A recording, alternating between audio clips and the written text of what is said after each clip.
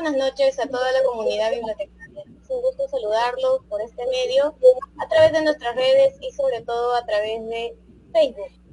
Mi nombre es Danitza Mireya. El día de hoy, en nuestro programa Biblioqué, contamos con la participación de destacados invitados como Santiago Tacunam, docente universitario, director de la Dirección de Archivo Histórico del Archivo General de la Nación, y más adelante también con nosotros, Pedro Villa, especialista en políticas del libro y la lectura. Recordarles que este programa llega a ustedes gracias a la Asociación de Bibliotecólogos del Perú y al Centro de Investigación en Bibliotecología, Gestión, Educación y Cultura. Mi nombre es Danitza Lodenas. Yo soy Paul Pajuelo y esto es Biblioqué. Les recordamos que la clave de nuestras transmisiones es la interacción con ustedes. Por ello pueden hacernos llegar sus preguntas a lo largo de la transmisión, las cuales responderemos junto a nuestros invitados. Bien, hola Santiago, es un gusto saludarte en esta noche y de verdad tenerte porque sé que eres asiduo en cuanto a la lectura y en cuanto a la investigación. El Cono Norte creo que tiene uno de los máximos representantes de tu persona, ¿no? Entonces, mi consulta va por ahí. ¿Cómo es que inicias en este ámbito? ¿Cómo es que exploras en te nace justamente porque sé que también eres sanmarquino, ¿sí? Entonces, desde allí la historia tú lo llevas más allá, no simplemente se queda en la lectura, sino que lo llevas en los hechos porque te vas a investigar el Coyique, los Olivos, exactamente Comas, sé que tienes grandes estudios. ¿Qué es lo que te inclina justamente a ello? Sí, bueno, primero agradecerles por esta generosa invitación para poder compartir algunas reflexiones y creo que el formato que ustedes tienen, que es una entrevista y exposición dinámica, creo que puede ayudar y ser atractivo también al público. Bueno, en realidad yo desde la universidad comencé a tratar de buscar un tema de investigación pero que sea diferente, que no sea un tema clásico de la historia del Perú, que de pronto nos pueden llevar a historias, pues no sé, de la historia del Tahuantinsuyo, de pronto de la independencia, o el tema de la guerra con Chile, o la época de Leguía. Bueno, todos esos temas que son fundamentales también para explicar la historia del Perú, pero quería de pronto encontrar una beta, un espacio que de pronto no haya sido trabajado mucho. Y en esta búsqueda, justamente un profesor en la universidad me decía, ese es el tema que tú vas a elegir, trata de que puedas calzarlo con todos los cursos que tengas. Cuando tengas temas de arqueología, pon ese tema. Cuando tengas temas de colonia, pon ese tema. Cuando tengas temas de república, pon ese tema. Historia contemporánea, pon el tema. Por eso es que era importante elegir el tema. Y en esta búsqueda, yo encontré una razón muy importante de poder comenzar a investigar sobre mi entorno, sobre mi espacio vital, sobre el distrito en el cual yo vivo. Yo vivo en Comas. Y entonces dije, ¿por qué no investigar sobre este distrito? Busqué bibliográficamente, no había absolutamente casi nada, excepto un libro, bueno, en realidad dos. El otro era casi una especie de publicación que hizo un alcalde a manera de recuento de sus obras públicas, pero no tenía nada histórico. Y el otro librito que yo encontré en Comas era de un médico sanmarquino que había venido con la primera oleada migratoria y había invadido también las pampas de Comas. Como estudiante de medicina, él puso su conocimiento al servicio de los vecinos. Él era pues prácticamente el médico del pueblo, que le decían también. Y entonces él en su momento libre comenzó a escribir en algún momento parte de sus vivencias y tiene un libro muy interesante, pequeño, literario, no histórico, pero que cuenta los primeros años de surgimiento de estos barrios, de estos asentamientos humanos que se van formando, que se llamaba Invasores entre signos de admiración y pregunta, ¿no? Y la respuesta era sencilla, no somos invasores, porque somos peruanos que necesitamos un tipo de vivienda, ¿no? Y entonces cuenta un poquito cómo fueron estos años, y no había nada más. Entonces dije, ¿por qué no investigar si hay centros arqueológicos, si hay algunas evidencias de casas haciendas, si tenemos el surgimiento del distrito como tal? ¿Por qué no investigamos sobre Comas? Y entonces pusimos el tema. a consideración de los profesores, no les pareció descabellado, aunque algunos de mis amigos en la universidad me decían, pues, oye, qué historia de comas, historia de los distritos. Miren, han pasado 20 años y un poco más, creo, y muchos de los distritos hoy están, gracias a Dios, desarrollando proyectos de investigación distrital, tratando de averiguar esta historia que tiene el distrito desde su creación como distrito, pero también los antecedentes que tiene. Y ahí vamos a encontrar libros de varios distritos populosos y algunos distritos también más tradicionales, como Jesús María, San Miguel, Magdalena, pero también están los de la zona sur, Villa El Salvador, San Juan del Urigancho, y bueno, los de la zona de Lima Norte ya están cubiertas a plenitud, porque ya el último distrito que nos faltaba investigar era Ancón, y Ancón ya lo hemos investigado con un amigo, también sanmarquino, y bueno, estamos ahorita tratando de ver la edición de este trabajo, ¿no?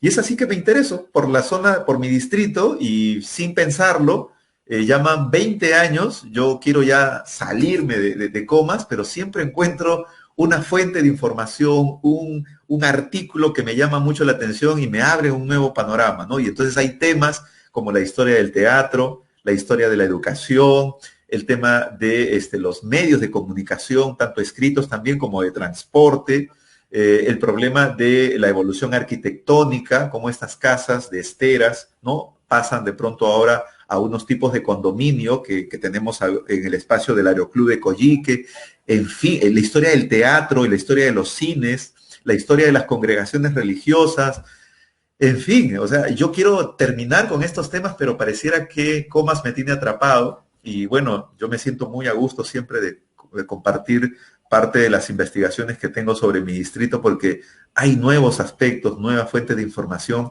que están ahí a la espera de un investigador que pueda sacar del anonimato a muchos dirigentes, muchos vecinos que han hecho muchísimo por su distrito pero que no están dentro de la historia oficial, que no están sus nombres como para darles una felicitación o un abrazo de agradecimiento por todo lo que han hecho, sin buscar absolutamente nada a cambio, sino el bienestar para sus hijos, el servicio para su familia, y eso creo que es digno porque a diferencia de pronto de muchos dirigentes o gente que se involucra en alguna actividad de la administración pública o la política, siempre busca algo. Estos dirigentes no, lo que querían simplemente era una vida digna y eso creo que yo me siento muy a gusto cuando encuentro nombres y apellidos, familias y creo que estos libros de alguna otra manera es reivindicarlos también. Bien, excelente, Santiago. Santiago, disculpa que ahí te diga, me parece que tienes una identidad, ese es el ánimo de esa vocación que justamente te convoca, ¿no? A investigar, pero veo un punto, un detalle ahí, una identidad con este cono norte. Eso que me parece que es lo que te motiva, porque vamos, si yo me voy para otros ámbitos, puedo investigar, pero de repente ya no siento, ¿no? Lo termino dejando a mitad de camino. Lo que pasa es que Lima Norte es un escenario que me trata tan bien, cada familia, cada institución a quien le toco la puerta, me abre, me comparte materiales, documentos, fotografías. Me he trasladado también a otro distrito como para experimentar de pronto algo nuevo, algo diferente. He publicado la historia de Carmen de la Legua Reynoso, que es el segundo distrito más pequeño de todo el Perú, ¿no? Bueno, el libro ha salido publicado, he disfrutado de la investigación, pero no me he sentido tan a gusto porque, bueno, aquí en Lima Norte ya, no solo en Comas, en Lima Norte, tengo amigos, tengo gente que de alguna otra manera me sigue, me conoce y siempre, a veces me llaman y me dicen, miren, he encontrado esta foto, he encontrado esta carta, he encontrado este testamento, he encontrado esta partida de matrimonio y son de gente, de vecinos que han hecho mucho por el distrito. Entonces, yo me siento casi privilegiado de trabajar aquí y como les digo, yo he querido salir muchas veces, pero he hecho otros proyectos, pero siempre encuentro una razón más para poder involucrarme con mi distrito.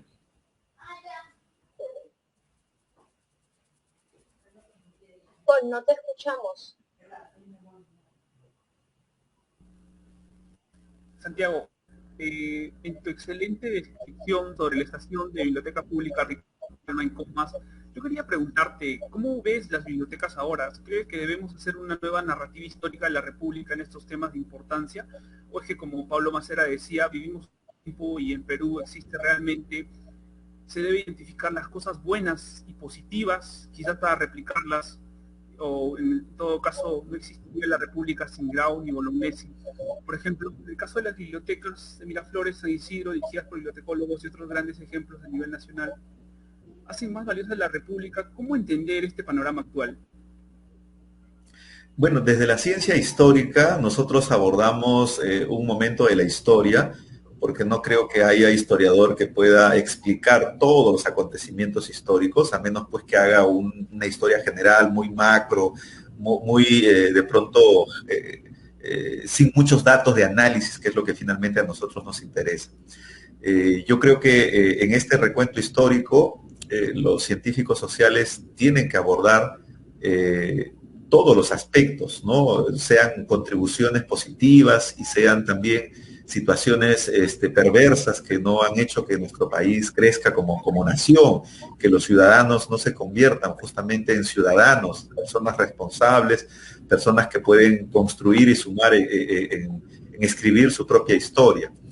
Y bueno, las bibliotecas juegan pues un papel importante en esto, porque no solamente son fuente de información, de conservar libros, ¿verdad? Que a nosotros nos hacen mucha falta para poder encontrar datos sobre algún aspecto en particular.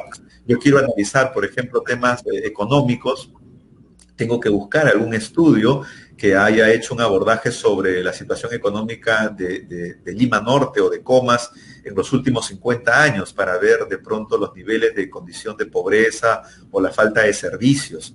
Tengo que recurrir a la biblioteca para encontrar también una serie de informaciones, de datos que son valiosos, que nos ayudan a complementar esta historia que nosotros vamos publicando poco a poco. Pero las bibliotecas, además de eso, también es un espacio en donde de pronto nosotros podemos encontrar algo que como nación nos falta, ¿no? Este hábito de lectura, este consumo literario, que en muchos casos a veces solamente por un tema económico no alcanzan este nivel de uso de material bibliográfico. Y las bibliotecas están llamadas para eso, ¿no? Para poder acercar los libros a las personas que de pronto no tengan tantos recursos, pero que sí tengan hábitos de lectura. Yo me he quedado sorprendido, por ejemplo, hace poco la Biblioteca Nacional tiene un proyecto de bibliomóvil, que es un pequeño módulo con un par de rueditas que lo jalan ahí en un carro y lo llevan a determinados puntos. Aquí en Comas ha estado en 2 lugares y ha sido un éxito total, sobre todo por la gente o muy joven o muy mayor que se ha acercado a prestarse los libros. Entonces sí, realmente creo que las bibliotecas siguen cumpliendo un papel muy importante en toda esta historia republicana que nos lleva a nosotros a apostar por más proyectos educativos y culturales, y obviamente la biblioteca es una institución llamada a poder acercar esta información a la ciudadanía. Creo que necesitamos más políticas públicas, necesitamos de pronto también más presupuesto, pero tenemos que tener también gastos más eficientes, que creo que es una exigencia de la ciudadanía en general para que cada dinero que tengamos en esta línea de trabajo sea invertida correctamente, que permita de pronto coberturar los servicios de las personas que más lo necesitan y más lo requieran. Y en ese sentido creo que las evaluaciones y los proyectos tienen que estar aterrizados en un escenario real, concreto, no solamente en informes de escritorio, sino que tienen que de alguna otra manera tener un trabajo de campo, un registro en el mismo lugar de los hechos, de las circunstancias. Y eso nos permite a nosotros de pronto desarrollar proyectos mucho más efectivos. Pero es un trabajo complejo, es un trabajo a largo aliento, es un trabajo donde todos tenemos que involucrarnos, la ciudadanía, las instituciones, los directores que están a cargo y también las personas que tenemos una pequeña contribución a través de las investigaciones o la promoción del hábito de lectura. Hoy en la mañana, por ejemplo, me invitaron de un colegio y cuando yo ingreso al colegio, pues obviamente tengo que mimetizarme para ver qué tipo de público, ¿no? Y entonces me dan un salón de primaria, un salón de inicial, y entonces tenemos que usar una serie de aditamentos, ¿no? Para poder hacer más divertido el tema del hábito de la lectura, porque si no, los formatos son justamente tratando de leer a nuestro auditorio. Y en ese sentido creo que todos estamos llamados a impulsar estos proyectos de las bibliotecas. Excelente. Qué interesante, Poli, algo que por decir, si no te escucho. Sí, adelante. Santiago, a mí me parece interesante porque sí, justamente promueves justamente la última experiencia que estás comentando, promueves este hábito de la lectura, claro, tienes que mimetizarte con el público al cual estás dirigiéndote, ¿no? A mí me queda en este proceso de investigación que has tenido, porque justamente hay muchos jóvenes que de hecho al escucharte van a querer seguir tus pasos, porque justamente estás aportando estás realizando un gran aporte para el Perú, para el país y obviamente para el cono norte también, ¿no? Entonces muchos de ellos van a querer seguir esa trayectoria. En este proceso de investigación que has estado realizando, ¿cuál ha sido uno de los mayores obstáculos que has tenido en ese ámbito de investigación que has estado trabajando, ¿no? Yo he encontrado dos obstáculos y gracias por la pregunta porque me permite de pronto reflexionar y de pronto concientizar un poco a las personas que están a cargo de algunas instituciones que ayudarían muchísimo en el tema de la investigación. Primero, existen pocas instituciones aquí en Lima Norte que financian proyectos de investigación. Y quieranlo o no, pues un historiador necesita de ciertos recursos para poder movilizarse, digitalizar, en algunos casos incluso comprar material documental, fotográfico. Yo he tenido la suerte de visitar algunas casas de algunos fotógrafos antiguos, más de 50 años de trabajo aquí en Lima Norte, y me dicen, profesor, le vendo mi archivo fotográfico.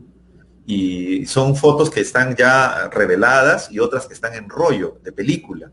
Y me dice, profesor, le vendo porque, bueno, yo ya estoy viejo, estoy enfermo, mis hijos no le van a dar valor, ¿no? Y yo sé que una vez que ya no esté aquí, seguramente esta información se va a perder, porque ellos han registrado todo, absolutamente todo de la zona donde viven.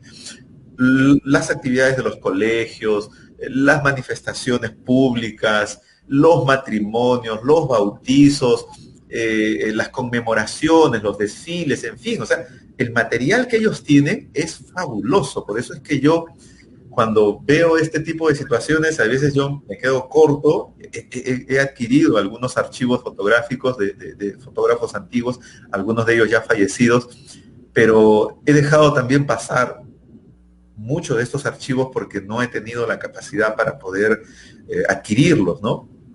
Pero de lo que he podido rescatar, tengo un gran material fotográfico que está a la espera también de hacer un catálogo de fotografías antiguas aquí de Lima Norte. Y digo de Lima Norte, no solamente de Comas.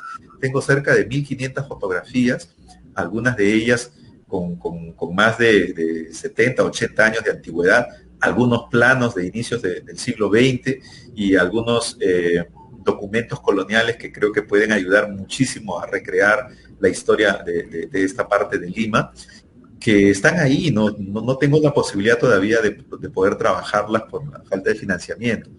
Y la otra dificultad es que parte de los materiales no están digitalizados. Es decir, cuando nosotros revisamos documentación municipal, llámese libros de actas, llámense libros contables, llámense libros de bautizo, de matrimonio, ¿no? Estos documentos parroquiales, todas están en físico y entonces hay que ir a esos lugares, poder revisarlo, primero pedir la autorización, luego revisarlos, sacar lo más importante y después utilizarlo para poder construir la historia de estos distritos. Pero, ¿cuánta ayuda nos haría si estos materiales puedan estar digitalizados y de pronto en una plataforma uno pueda descargarlos y utilizarlos? Y no solamente uno, sino cualquier otro investigador. del Perú o del mundo que quiera investigar esta zona tendría el acceso, ¿verdad?, a estos documentos. Pero eso todavía no ocurre. Estamos recién iniciando de manera personal y con algunos alumnos míos de la Universidad Católica Sede Sapiense, un tema de digitalización. Hemos comenzado por una municipalidad y ellos mismos se han visto sorprendidos, ¿no?, de tener entre sus manos un material que tiene 70, 80 años de antigüedad. Y claro, lo tratamos con todos los protocolos, ¿no?, con el cuidado que esto corresponde para no deteriorar, no dañar. Y bueno, lo estamos digitalizando, y cuando ellos mismos, porque ellos no necesariamente son personal dedicado al tema de las bibliotecas o los archivos, son alumnos de otros cursos que están vinculados al tema de las ciencias sociales. No saben todavía mucho paleografía, pero cuando intentan leer la información, sacan unos datos y dicen, yo no sabía de este alcalde, ¿no? Yo no sabía que aquí se decidía la suerte del distrito con los consejeros, que ahora se llaman regidores, ¿no? Y que habían incluso temas de administración de agua por parte de las municipalidades. Entonces, claro, estamos hablando pues de municipalidades que surgen en la década del 60, del 70, o en el caso de Ancón, que surge en 1874, incluso antes de la guerra con Chile. Ya tú te imaginarás qué tipo de documentación está en la municipalidad. Por eso es que es importante que nosotros podamos hacer un trabajo de esta magnitud. Entonces, al no tener estas dos cosas, nos han privado de seguir avanzando con nuestros estudios de investigación, pero ni la pandemia nos ha detenido. Entonces, creo que estamos todavía con mucho esfuerzo, estamos tratando de sacar publicaciones. Ya tengo 3 ahora que he acabado. Ahora solamente estoy tratando de tocar puertas para que puedan ser publicados. Y eso creo, y bueno, permítame que lo cuente, creo que es lo más difícil ahora, hacer que lo publiquen, más no la investigación. La investigación ya lo hemos hecho con nuestro esfuerzo, con nuestro sacrificio, pero ahora estamos tocando las puertas para que lo publiquen, y eso creo que antes de pronto se hacía más fácil. Ahora, a través de esta vía virtual, tener una conversación telefónica, ni siquiera a veces eso es posible.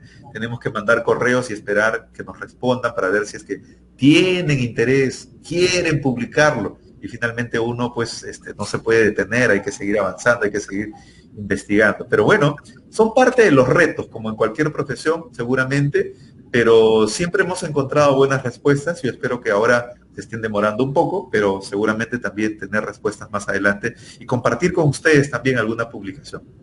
Excelente, cuenta con nosotros, Santiago. Yo quería incidir justamente en eso porque veía, por ejemplo, en la mañana a la ejecución presupuestal, que es un debate nacional, y, por ejemplo, cuando mencionas de algunos alcaldes, el apoyo y todo ello, entonces, por ejemplo, quería consultarte, los gobiernos locales han ejecutado el 19% del presupuesto en educación en este último trimestre del 2020, el 81% sin ejecutar. ¿Cómo entender esta paradoja? O en todo caso, ¿qué podríamos hacer para, digamos, plantear este problema nacional cuando hay motivos suficientes como para poder invertir en educación o en investigación, lo que claramente mencionas? ¿O cómo podríamos desarrollar esto, Santiago? ¿Qué alternativas, qué propuestas podríamos plantear ante esto? Primero, que la ciudadanía elija bien a sus alcaldes. En la medida que puedan elegir a un alcalde capaz, eficiente, creo que estos indicadores serían diferentes.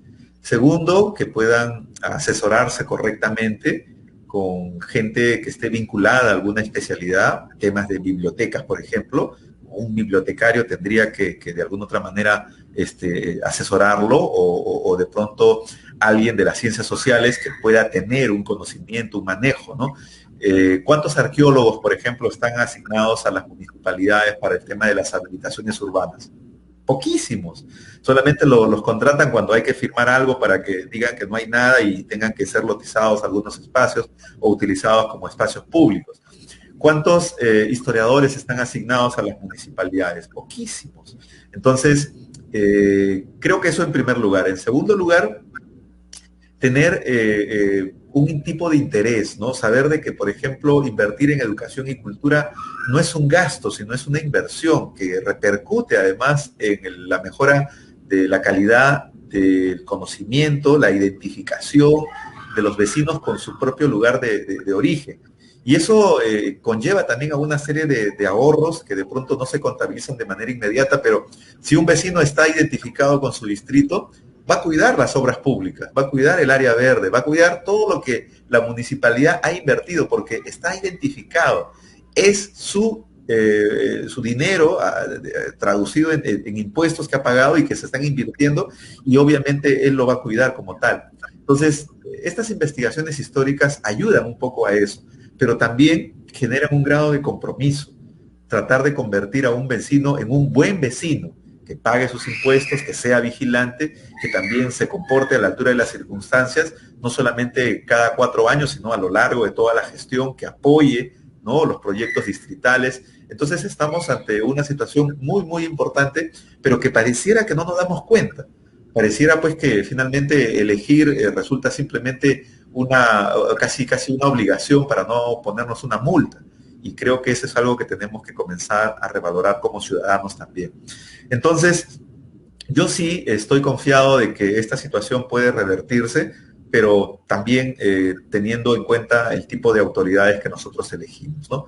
Y ahí pues hay muchísimos proyectos, hay varios estudios que nos hablan que en Lima nomás tenemos cerca de 60% de eficiencia en infraestructura educativa y cultural, bibliotecas, teatros, centros de interpretación arqueológica, museos de sitio, pues no sé, una serie de evidencias arqueológicas que tranquilamente puedan estar dentro de proyectos de puesta en valor. Y así podemos ir sumando, ¿no?, proyectos y programas y planes. Ojo, que son diferentes a actividades. Actividades lo puedes hacer los fines de semana, pero si no están engarzados en un proyecto con metas fijas, concretas, no pasa de una fotografía. Y eso es algo que finalmente a veces los alcaldes, las autoridades no entienden. Tiene que ser parte de un proceso de políticas públicas distritales, que creo que muy pocas tienen y quizás algunas ni siquiera conocen el significado de ello. En ese sentido, creo que estamos todavía llamados a hacer un gran trabajo a nivel municipal. Veo que justamente mencionas algo importante. Se necesita mucho creo que hay una campaña de sensibilización tanto por las autoridades y por el ciudadano, en todo caso de quienes vamos, por ejemplo, en esta coyuntura política. Santiago, a mí me gustaría de repente hacerte esas consultas, ¿no? Por ejemplo, ¿por qué el peruano porque la historia influye mucho, nuestro pasado, dicen que conocer nuestro pasado nos ayuda a proyectarnos en el futuro, pero ¿qué está pasando en el Perú? ¿Qué sucede? ¿Por qué justamente, si tan solamente en los alcaldes vemos que no hay resultados efectivos, no hay políticas que se están generando? Mira los obstáculos que también estás teniendo ahora para tus publicaciones y en el camino a muchos en la carrera profesional, sobre todo con lo que se relaciona con el Estado. Hay estas dificultades y es que nosotros elegimos mal. ¿Por qué? ¿Por qué justamente? Bueno, es parte de un problema que no se explica no solamente en estos 200 años, sino que creo que tendríamos que retroceder un poco más. Pero igual, en una coyuntura tan importante, en un tiempo presente como el que vivimos, creo que nosotros como ciudadanos, más allá del tema de los cuestionamientos que tengamos al sistema y a las autoridades que nos han gobernado a nivel gubernamental y distrital, creo que nosotros mismos como ciudadanos tenemos que comenzar a desarrollar un tipo de formación ciudadana. Y cuando hablo de ciudadanía, hablo pues de un tema de responsabilidad, de compromiso, de empatía, de tratar de buscar escenarios dignos, de vivir en paz, de respetar la opinión de las otras personas. En la medida que logremos eso, creo que estamos en una muy buena oportunidad de dar un giro, un cambio en la historia. Pero no es un trabajo fácil, no es un trabajo solamente de una autoridad, son de muchas instancias y quizás también desde la propia ciudadanía tenemos que comenzar a crecer. Una especie de autoformación o una especie de ser autodidacta en el sentido de encontrar las fuentes de información que nos permitan a nosotros crecer y crear estos hábitos que se tienen que desarrollar de manera masiva entre toda la población. En la medida que no logremos eso, creo que vamos a estar siempre en estos sobresaltos, en estas dificultades que tenemos cada 4 o 5 años, dependiendo si se elige a un alcalde o se elige a un presidente, ¿no? Y esa es una tarea a largo plazo, eso es algo que no vamos a cambiar en el plazo más inmediato, pero vuelvo a insistir, es una tarea de todos. Esto es casi como el lema de Defensa Civil, ¿no? Defensa Civil somos todos, aquí también. Todos tenemos que cambiar la situación del país y tenemos que contribuir de manera positiva. Críticos, sí, pero también propositivos, porque la idea es avanzar y no quedarse en la discusión, encontrar soluciones. A veces hay puntos intermedios, porque de pronto no podemos darle gusto o satisfacer todas las demandas, pero las más prioritarias, las que son verdaderamente importantes, ¿no? Entonces, en ese sentido, tenemos que ser muy empáticos también. Excelente. Muchísimas gracias, Santiago. Te agradecemos por estar con nosotros. Esperamos también tener más adelante las investigaciones que puedas publicar o libros. Siempre cuenta con nosotros para también difundirlas y estar también comentándolos. Te agradecemos mucho. Genial. Yo les agradezco por esta oportunidad de compartir y desde aquí, desde esta humilde tribuna de Comas, felicitar a todos los bibliotecólogos que gracias al trabajo que hacen ellos, nosotros podemos acceder a esta fuente de información que es fundamental para analizar diversos procesos de la historia del Perú y también darles mucha energía para que sigan en este trabajo de reactivación de las bibliotecas, que ellos pueden dar fe de que es un servicio muy sacrificado, pero también necesario y que los vecinos de todas las localidades lo necesitan. Cuando acercamos un libro a un niño, a un joven, a un adolescente, estamos acercando también fuente de información y eso no se puede lograr sin el trabajo de los bibliotecólogos. Así que todo mi cariño, mi admiración para ustedes y todos los bibliotecólogos que nos escuchan. Un abrazo y gracias a ustedes. Gracias, Santiago. Muy agradecido. Que tengas una gran noche. Gracias. Ahora estamos con Pedro Villa. Pedro, buenas noches, ¿cómo estás? ¿Qué tal? Buenas noches, ¿cómo están? Gracias por invitarme. Pedro, ¿cómo estás? Buenas noches, Danitza, para saludarte. ¿Qué tal? Buenas noches. ¿Cómo estás, Pedro? Bueno, ¿qué podemos saber de prácticamente cómo conocemos a Pedro? Sé que ha sido un gran representante de la Cámara Peruana de Lima, ¿sí? Y vamos, hemos estado trabajando mucho con la difusión de libros, ¿no? Entonces, bueno, creo que desde allí primero presentarte, Pedro, un especialista, sé que eres editor también. Bueno, has estado trabajando mucho tiempo como editor. En ese proceso, en la Cámara Peruana del Libro, justamente ahí viene mi pregunta con la ley del libro. Yo quiero empezar por ahí. ¿Qué tan qué tan efectiva ha sido la ley justamente para después de 17 años, ¿no? se termina aprobando, entonces, ¿qué tan buena fue esa ley? ¿Qué tanto ha ayudado al Perú esa ley hacia nosotros? ¿No? Y ahora en tiempos de pandemia, no sé si en realidad ha sido se ha podido trabajar esa ley en todo caso, ¿no? Esta es la consulta para ti, Pedro.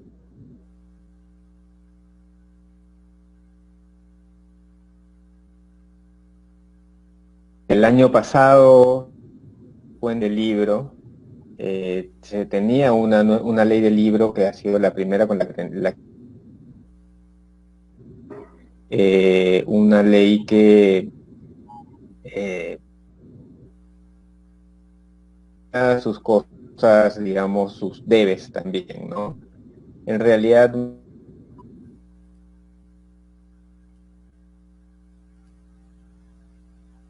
me parece que es conectividad. Pedro, no te escuchamos bien. No sé si puedes pegarte un poco más al micro.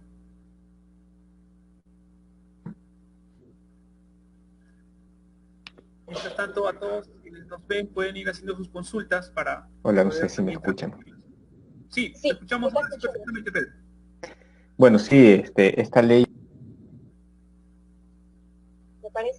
la conectividad polo. Cosas negativas, Sí, ¿no? en todo caso Sí. vamos a... Sí, Ya, ahora sí. ya tal? volvió. Disculpe. Ya Sí, volvió. me fui de la señal, me imagino. Sí, no te preocupes. Está bien, estamos atentos a todas Claro. las preguntas. Sí, bueno, les contaba que la ley de democratización del libro y de fomento de la lectura que se dio en el año 2003 tuvo aciertos y tuvo puntos que no se cumplieron, ¿no? Básicamente lo que no se cumplió fue lo que le tocaba al Estado. Porque la ley en un momento planteó, sí, exoneraciones para fomentar la producción editorial, planteaba algunas medidas también para favorecer la creación, digamos, ¿no? Exoneraciones hacia los autores, etcétera. Pero por otro lado, hablaba de fortalecer la red de bibliotecas públicas, hablaba de destinar presupuesto para eso, hablaba también de un fondo libre, o sea, contar con un fondo que pueda servir para el desarrollo del fomento del libro y la lectura. Se instituía un Consejo Nacional del Libro y la Lectura que estaba conformado por las autoridades de ese momento, encabezado por el Ministerio de Educación. En esa época no había Ministerio de Cultura, gremios, etcétera, y que iban a tomar decisiones como para dictar las políticas que podrían regirse, ¿no? Desde el país. Estas responsabilidades del Estado no se cumplieron, ¿no?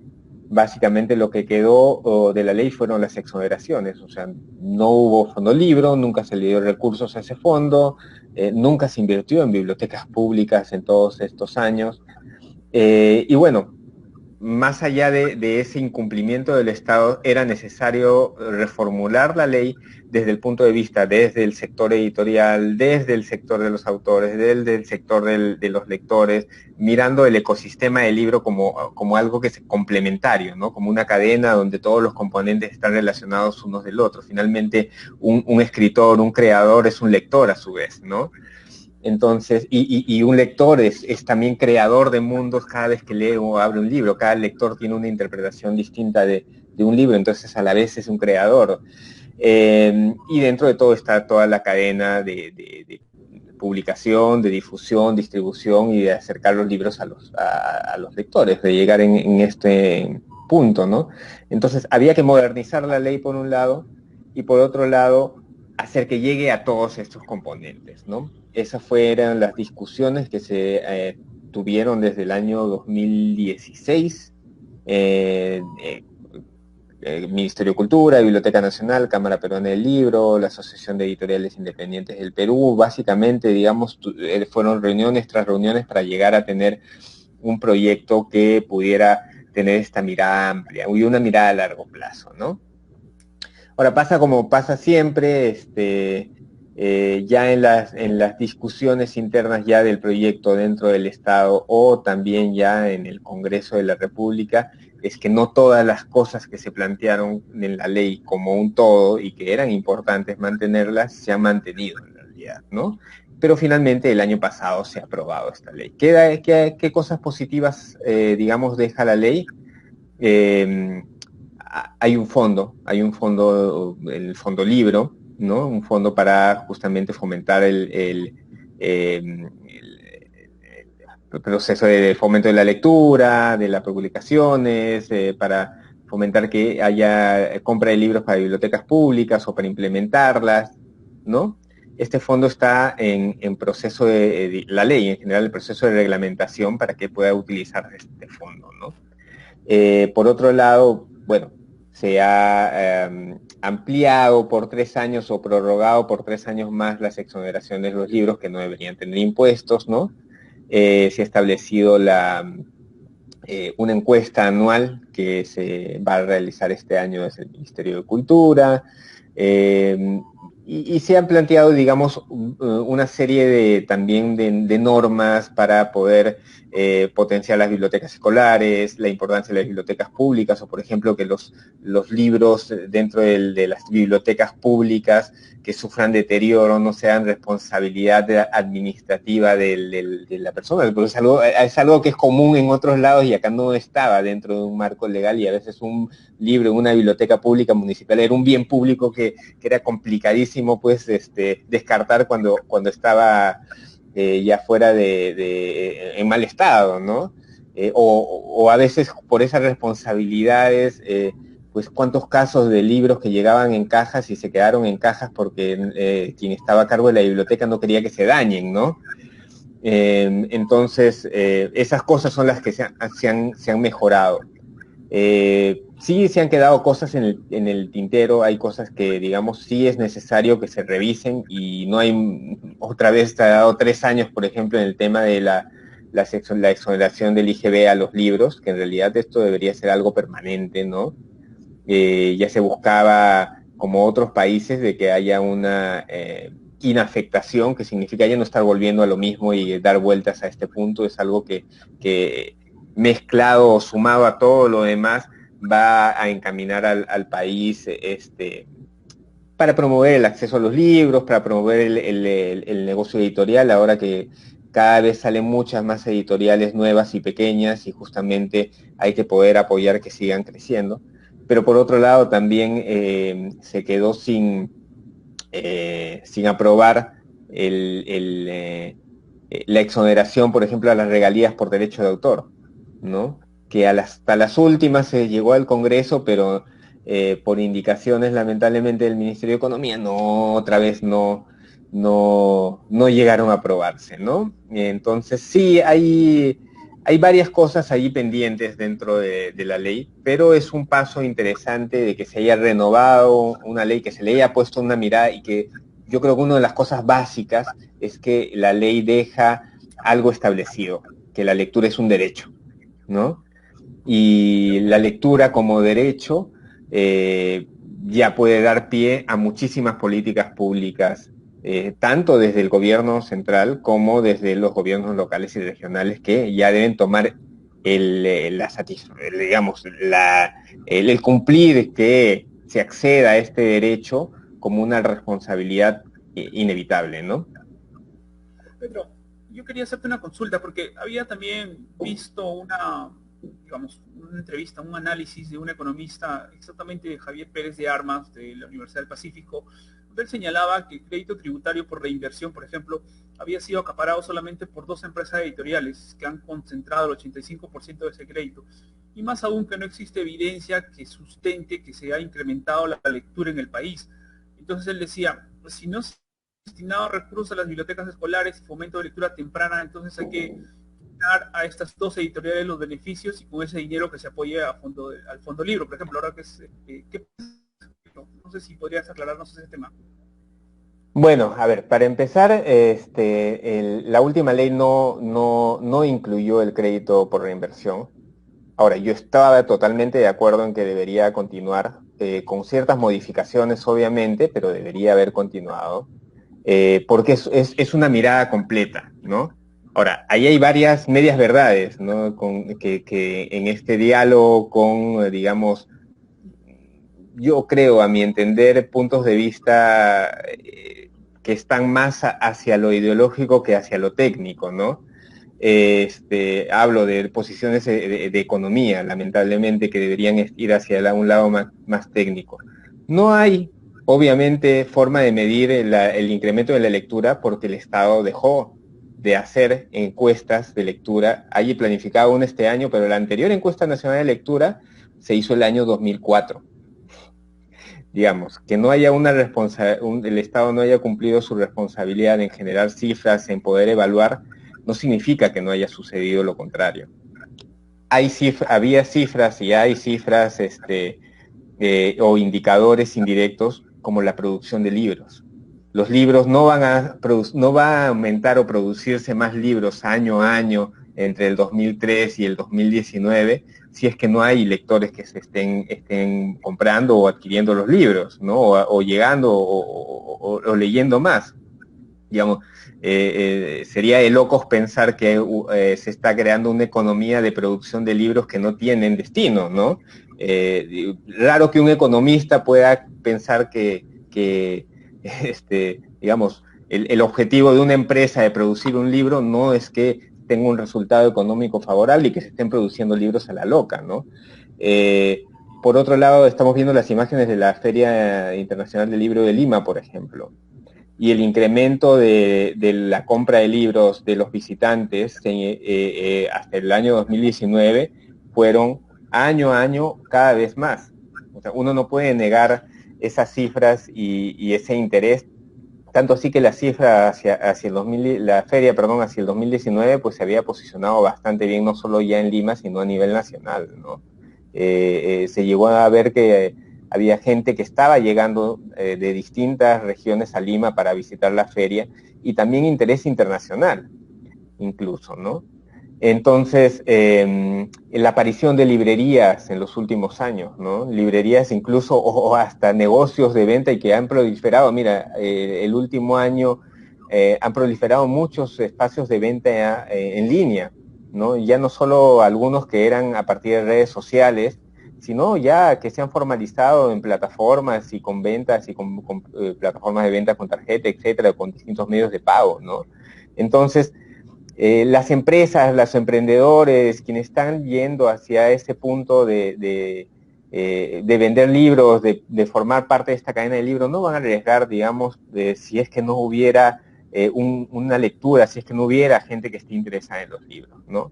La falta de información directa no debe hacer que estemos ciegos a esa información secundaria que es clara y evidente, ¿no? Sí había ciertas irregularidades, no irregularidades, digamos, cierta acceso mayor de ciertas empresas, obviamente más grandes, que tenían justamente mayor capacidad económica para poder tener o acceder a los trámites que ya eran engorrosos para poder hacer o acceder a estos beneficios tributarios, ¿no? Ese era uno de los puntos que se estaba buscando en la nueva ley, que no haya esos trámites y que las pequeñas editoriales puedan acceder a estos beneficios. Ahora, en otros lados, ¿cómo se llega además la historia del crédito tributario por reinversión? La idea original en el año 2003 era seguir un modelo que tienen otros países, ¿no? Que era que haya una exoneración a la renta para las editoriales durante un tiempo determinado, obviamente, pero que accedan a esa exoneración a la renta para que puedan capitalizar y crecer, ¿no? Editoriales, librerías, etcétera. Pero en ese momento tenemos pues acá como país algo que bueno, tenemos también índices de corrupción grandes, pero lamentablemente una de las soluciones ha sido que somos muy controlistas, ¿no? Que por un lado sí puede tratar de restringir la corrupción, pero por otro lado nos convierte en un país que las herramientas para que las cosas funcionen dentro del Estado se entorpecen bastante.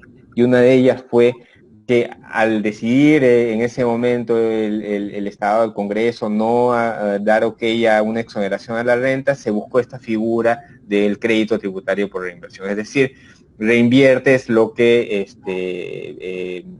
las utilidades, ¿no? Las utilidades tenías que presentar un plan de reinversión y utilizarlo. Obviamente, quienes van no han sido solo 2 empresas, pero sí fueron pocas empresas las que, digamos, accedieron. Obviamente las más grandes generaban más recursos, tenían más utilidades y tenían mayores posibilidades de reinvertir, obviamente por el espacio también del trámite, ¿no?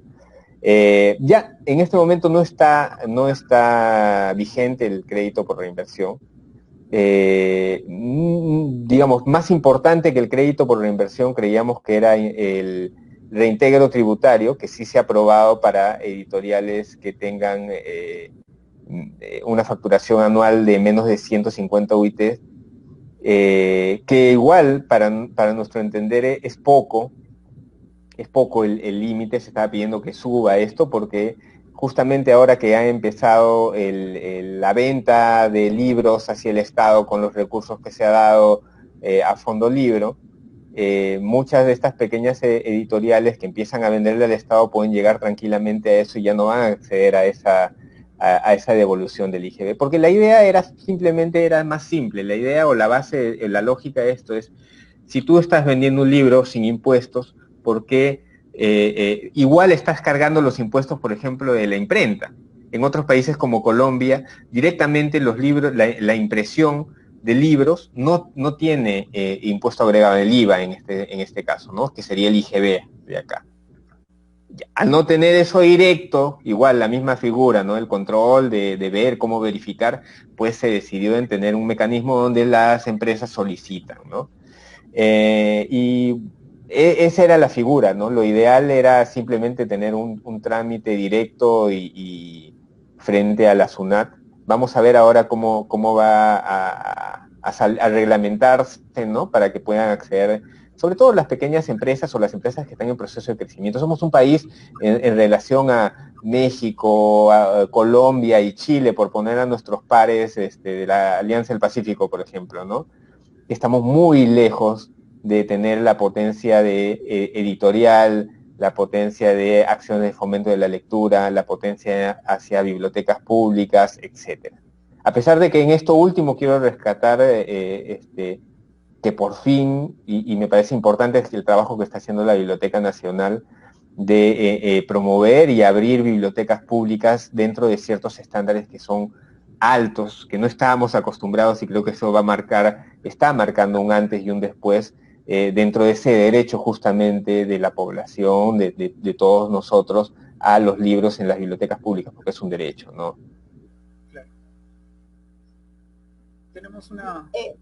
Sí, adelante, Danita. Pedro, justamente en este punto a mí me llama la atención, bueno, se entiende que mucho de la ley está en proceso de cumplirse.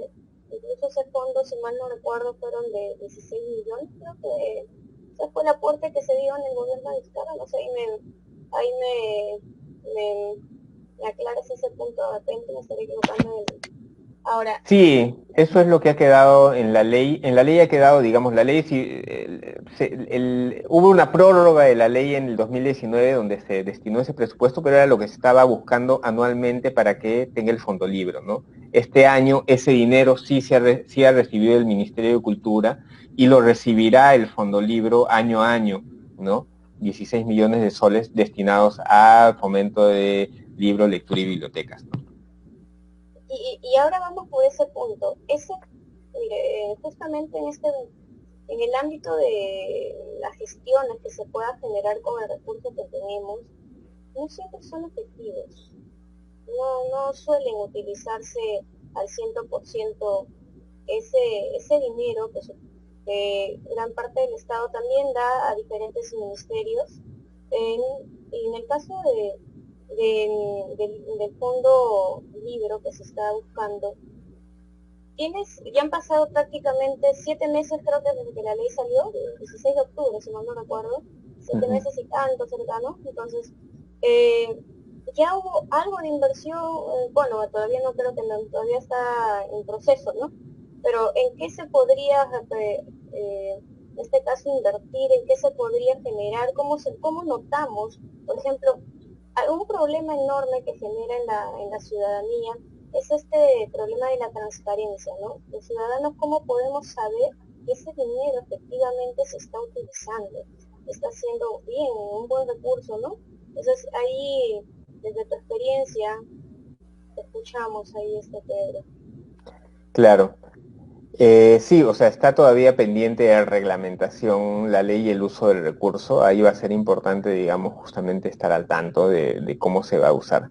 En realidad, digamos, desde el espíritu en el que se diseñó el proyecto de la ley, la idea era que el fondo libro sea ejecutado básicamente en dos cosas, digamos, grandes, ¿no? O de dos formas. Una, para la compra de libros para bibliotecas públicas a nivel nacional, ¿no? Digamos, bibliotecas que cumplan ciertos estándares, pues reciben libros, porque esa es finalmente la verdadera democratización del libro. O sea, a veces muchas de las discusiones de la ley en los años anteriores han estado en el precio del libro y los libros son caros. En realidad no son caros en comparación a otros países, pero eso no debería ser la discusión. El tema debería ser que los libros deberían estar a costo cero al acceso de cualquier persona en la biblioteca de tu municipalidad. Ese es el asunto, ¿no? Entonces, ahí está el asunto, justamente. No se compran libros, recién se ha empezado a comprar libros para bibliotecas públicas el año pasado, y parte de los recursos de esos 16 millones deben estar orientados ahí. hay un déficit que tenemos como país en bibliotecas públicas de muchísimos años, y contar con libros nuevos, novedades de interés para todas las personas, pues debe tener una mecánica y debe ser parte.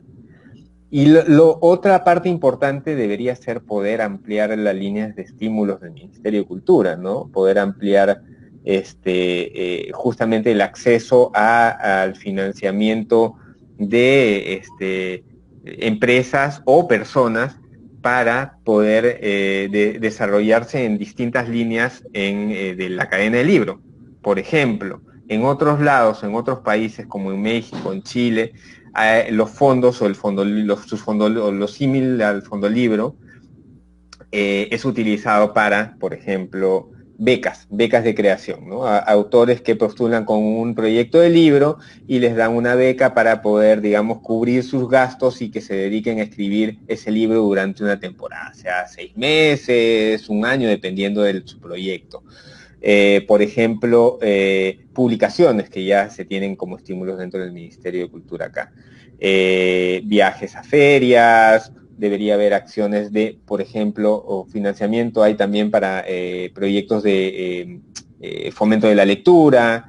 Debería haber también para proyectos, por ejemplo, hay también dentro del Ministerio proyectos de bibliotecas comunales, pero digamos dentro de los distintos o rubros que hay dentro de cada uno de estos. O sea, podría ser alguno, por ejemplo, bibliotecas comunales, abastecimiento de libros, mejoramiento de los espacios, o por ejemplo, si voy a hacer un libro, una pequeña editorial, publico un libro,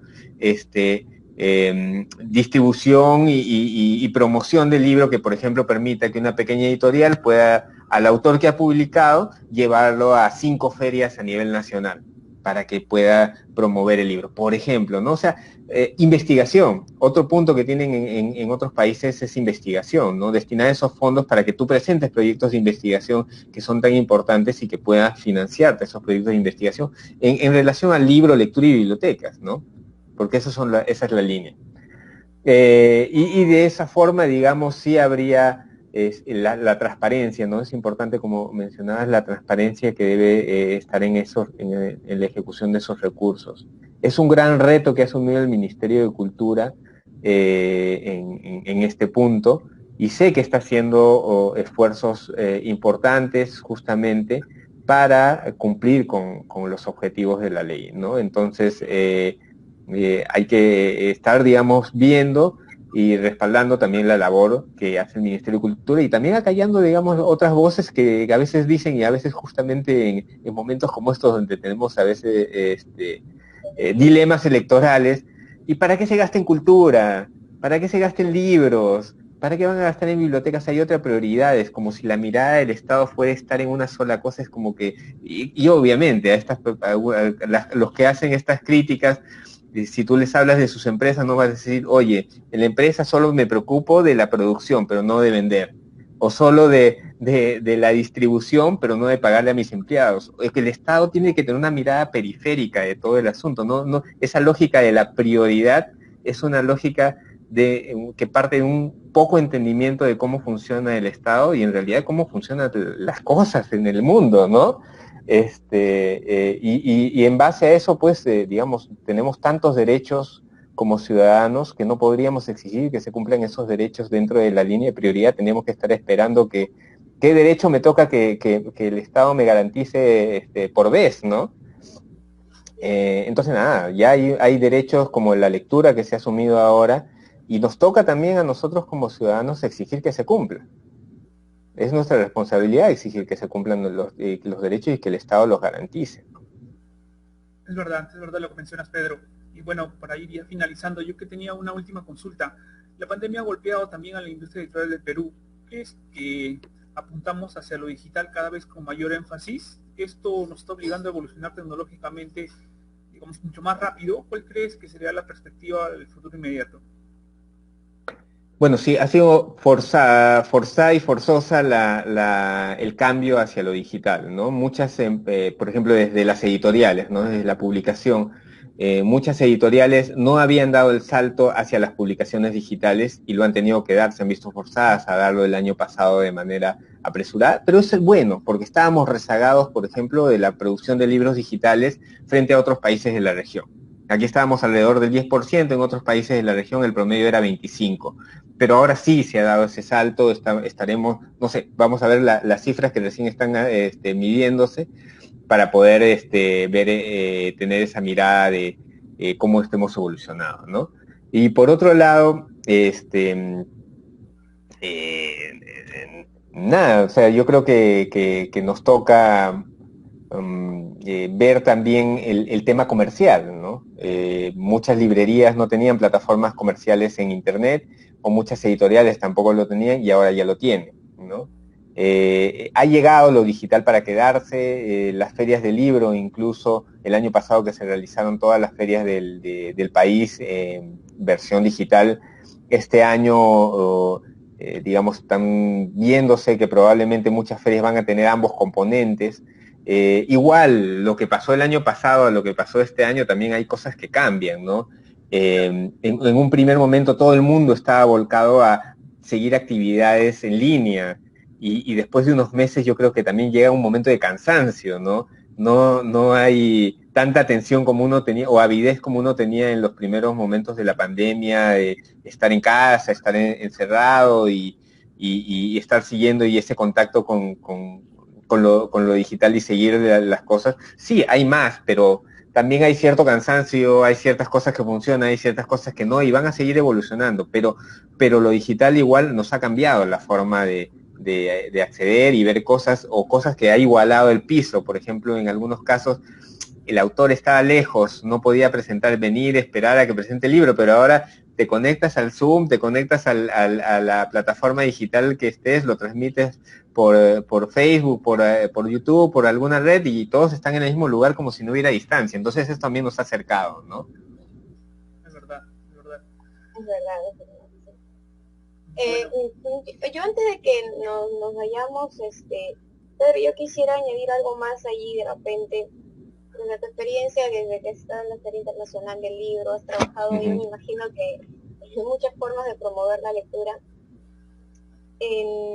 Uno de los temas que justamente generaba o genera mucho en la educación es esta carencia, ¿no? Esta carencia de lectura. Uno de ellos fue el gobierno sacó diferentes maneras, el plan lector, no sé si fue oportuno en su momento, y bueno, ¿no? Porque justamente los libros que eran muy disímiles al lenguaje que utilizaba el adolescente de aquella época, ¿no? El joven de aquella época. Entonces no terminó generando, en este caso, un cariño al libro, sino un alejamiento al libro. Entonces, desde tu experiencia, vamos, me imagino que muchos de repente por aquí puedan nuestros espectadores desde otra pantalla, ¿qué nos recomendarías aquí para que comentemos esta lectura?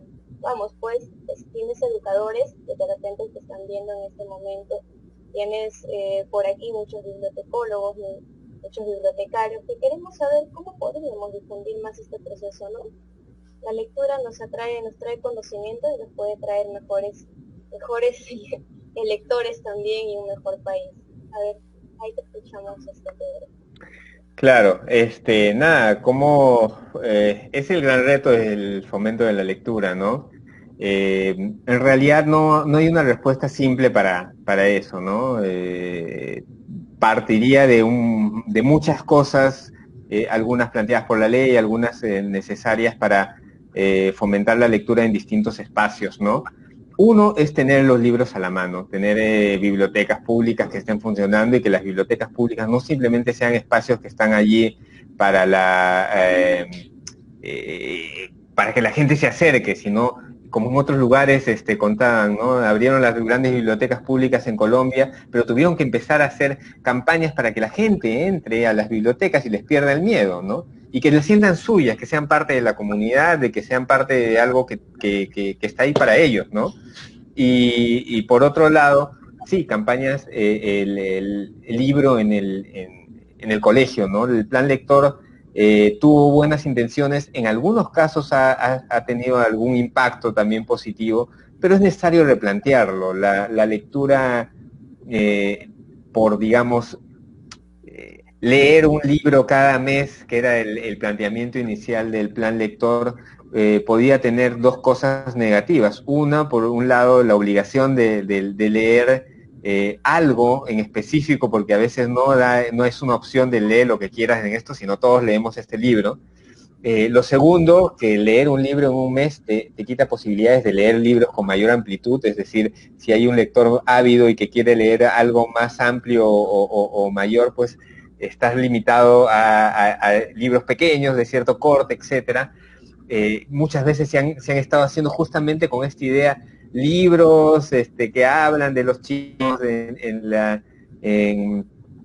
qué sé yo, de la vida en el colegio, esto, pensando que solamente es la única forma de conectar con los niños, con los jóvenes, y se pierde de vista todo este punto de alejarte también de tu realidad, de conocer nuevas realidades. Digamos, los libros más exitosos en los últimos 20 años, como Harry Potter, pues no te hablan de magia, ¿no? No te hablan de tu realidad. Entonces hay que tener esa mirada mucho más amplia, replantear. Sé que se está trabajando desde el Ministerio de Educación también en una nueva estrategia de fomento de la lectura que puede estar dentro de la política del libro y la lectura, que tiene que verse eso como una política macro del Estado, una política multisectorial, donde no solo deberían tener pues el papel Ministerio de Cultura con Biblioteca Nacional y Ministerio de Educación, sino también todas las demás entidades y sectores del Estado. En otros países, por ejemplo, Chile contaba, ¿no? Salud, tienen packs para los recién nacidos que incluyen un libro. O por ejemplo, fomento de lectura en universidades, fomento de la lectura en institutos armados o en la policía, adultos mayores a través de salud, o sea, digamos, en todos o el MIDIS, ¿no? Los proyectos que se tienen de inclusión social, pues deberían incluir también lectura en bibliotecas y también pues con lo que está buscando ahora conectividad a través del internet, incluir también bibliotecas digitales, ¿no? Se puede incluir el fomento del libro y la lectura, debería ser transversal a toda la labor del Estado, ¿no? Y solo así, solo con una mirada de ese tipo es que vamos a llegar a tener resultados. Resultados que no van a llegar en un año, ni en 2 años, ni en 5 años. Probablemente resultados que van a empezarían a hacerse tangibles en 10 años. Pero estamos tan atrasados que sí hay que tener una mirada a largo plazo en ese sentido y empezar a avanzar, porque si no se empieza a avanzar, seguimos atrasándonos, ¿no? Seguimos rezagándonos. Claro que sí, completamente de acuerdo en eso, Pedro. Bueno, en nombre de la Asociación de Bibliotecólogos del Perú y del Centro de Investigación de Bibliotecología, Gestión, Educación y Cultura, agradecemos a nuestros invitados, esperando que continúen sus éxitos en su trayectoria profesional y personal. De igual manera, expresamos nuestro reconocimiento a todos ustedes que nos ven y nos siguen a través de nuestras redes sociales. No se olviden que en los próximos programas contaremos con destacados profesionales como el día de hoy, con Santiago y Pedro, excelentes profesionales, ya sea en el tema bibliotecológico, educativo y cultural. Si no quieren perderse ninguno de nuestras próximas transmisiones, estén atentos al fanpage de la Asociación de Bibliotecólogos del Perú. Muchísimas gracias, muy buenas noches. Esto fue Biblioteca.